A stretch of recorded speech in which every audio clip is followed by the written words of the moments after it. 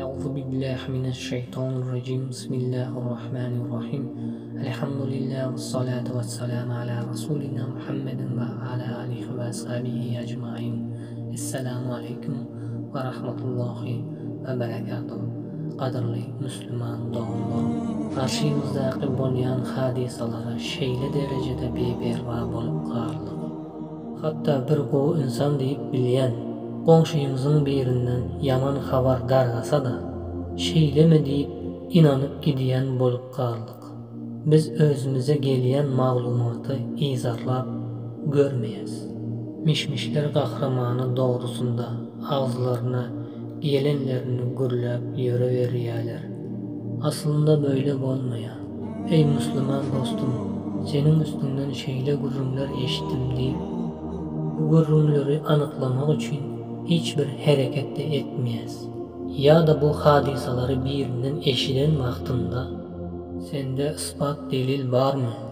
Müslüman insan başka Müslümanyň şanyna zarar getirýän böyle gepleri targatyp ýörmeýär diye yalan ya da gıybat maglumatlaryň öňüni almak hereketini etmek gerekdir. Kıynansak da böyle etmeýärler. Tersine kıynansak da bu maglumatlar kulaklarına hoş gelip eşidip ýöreberýärler. Töwrek karşyňa gara, hayat şu eken diye zulümli, harlyk hayatyna razy bolup gelecekde gowluk bolşuna umyt etmän goýanlar näçe. Öňleri aýdyşýardylar. Çet ýurtlarda pulun bolsa adamsın, pulun bolmasa adam şeklinde görmeýär diye. Bugünkü hayatımıza nazar taşlar ekenmiz. Gerek bolsa özümüzün hayatımız ondan da elbet bolup galandygyny görýäris. İnsanlarda hayatın aslı manasy pul bilen bolup qaldy. Bagyt, lezzet, büyük işler edil pula bagly, pulsuz bolmayan ýaly hamala. Çünkü biz kapitalistik akidası esasında yaşamağa başladık. Bizim hayatımıza demokratik eşigini giyip alan kapitalizm akidasına degişli fikirler girip geldi. Ve biz hemmesi kalbimize bağlı diye edil etaat amalda görünmeyen yolda öz İslam akidamızdan vazgeçtik. Çünkü İslam akidası bilen yaşamagy kıyın diýip bilýäs. Bu düşünjäni hem bize kafirler berdi. Müslüman bolmak bilen kafirin geplerine kulak tutýas. Lakin Kur'an ve hadisten delil getirýän Müslüman dogonlarymyzyň geplerini kulak tutmaýas. İslam'a karşı uyuşmeler düzenlep, köplep devletler birleşýärler. Emma bir akidada bolan Müslüman bir-birinden aýyp aktarmakda. Bunu anykyrak edip aýdanymyzda Allah'tan gorkýan insanlardan Allah'tan gorkmayan insanlar asan birleşip barýarlar. Müslümanlar bolsa inne al-mu'minuna diyen sözü unuttular. Birbirleri bilen ağa ine ekenligini unuttular. Mana bu unutup goýanlyklary İslam şeriatı bilen ýaşamaýanlygydyr. Müslümanlaryň uýkudadygyny görkezmekdedir. Biz AKŞ ve Ýewropa döwletlerini fikir taýdan oýanan jemgyýet diýip bilýäs. Özümüz näme üçin biz Müslümanlar fikir taýdan okudamız?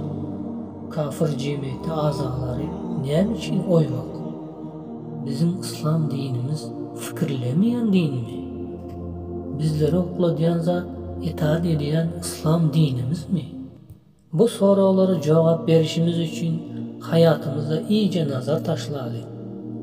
İslam dinimizi aýyplaşdan şu din şeriata amal edip ýaşan sahaba radiyallahu anhular bizlere asıl örnek bolup kalmadılar mı? Biz bugünkü günümüzde bu şeriata amal ediyasmı ki aybı dine yüklesek?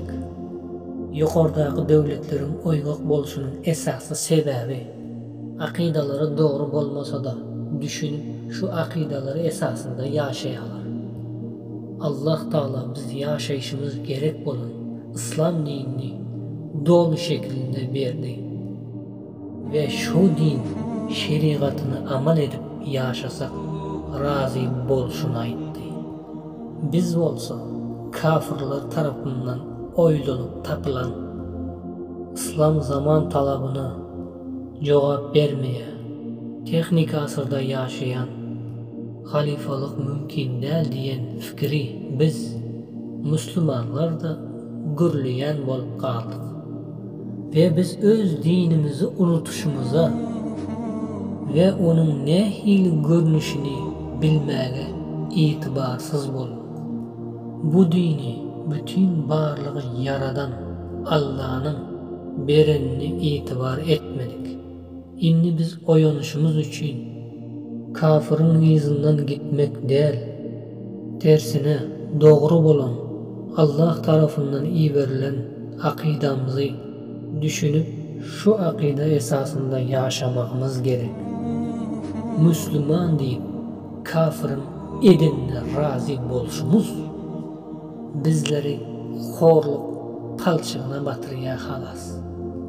Akidamızı o bilmesek bu hayatı da bu yaşayışı da o bilmeyiz.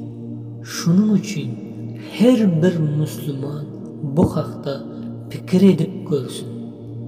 Özünün düşen bir gününe karasın. Öz yaratıcısının kanunlarına nazar salsın. Hayattaki ölçülerine itibar etsin. Ve bu edip geçen işleri için Allah huzurunda cevap vermesini unutmasın. Yine de sizler bilen o günlerde görüşeceğiz. Allah'a emanet sizler. Esselamu aleyküm ve rahmetullahi ve berekatuhu.